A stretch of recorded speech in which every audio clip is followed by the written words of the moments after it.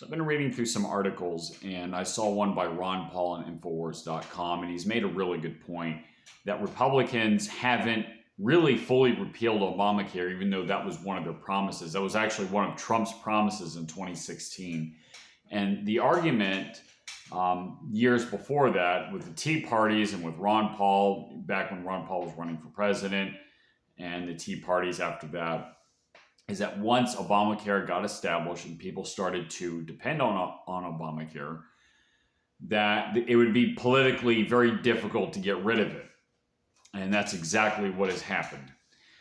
Republicans after COVID, or actually it was during 2020, right after the shutdowns of private industry, which I railed against at the time, the Republicans actually increased the subsidies going to that program because they wanted to compensate people for the lost revenue and the loss of their personal financial situation because of the shutdowns.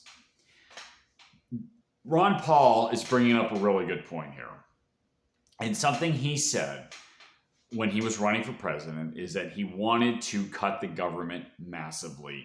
But you couldn't do that unless you change people's viewpoints on what government, the role of government ought to be. If you believed, he said, if the government was there to take care of you, you cannot get rid of the big government.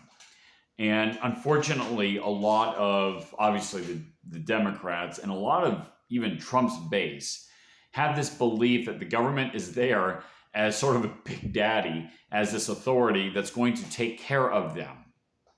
And that's a huge, huge, huge problem.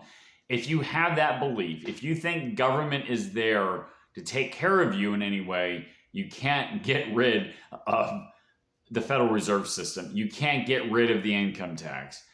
You cannot get rid of the government getting involved in a nihilistic and sometimes socialistic way. To solve these problems, you have to change people's attitudes, and that means changing the philosophy. That means making people able to think on their own and not needing somebody else to do the thinking for them. So that also means having a free market, having freedom so that they actually keep what they earn. That means not having a government that spins out of control, that entices the monetary inflation, which then brings about the price inflation. So, unfortunately, the only solution I see right now in the short term is if the country goes completely broke. And that might happen despite the fact that we're the richest country in the world and we have the world's reserve currency. Otherwise, it's going to take a multi-generational philosophic change.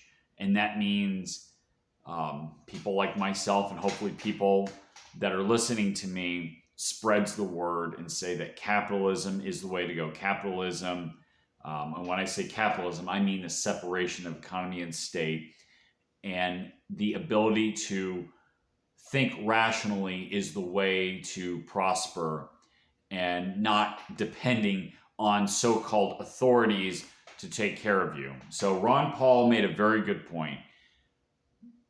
Of course, they can't get rid of Obamacare.